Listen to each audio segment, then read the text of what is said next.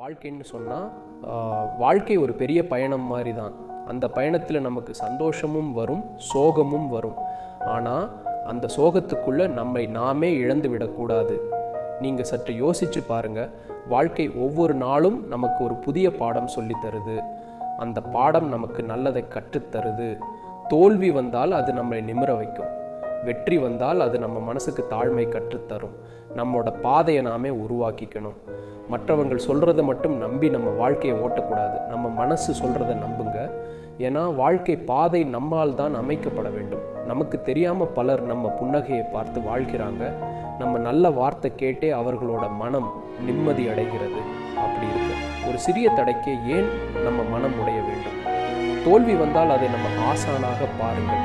வலி வந்தால் அது நம்ம நண்பனாக பாருங்கள். ஏன்னா அந்த வலிதான் நம்மை உண்மையிலே வலிமையானவனாக மாற்றும். நீங்கள் நம்பி நடப்பது தான் உண்மையான வாழ்க்கை. ஒவ்வொரு நாளும் நம்மால் யாராவது நல்லதை காண முடிந்தால் அதுவே நம்ம வாழ்க்கையின் வெற்றி.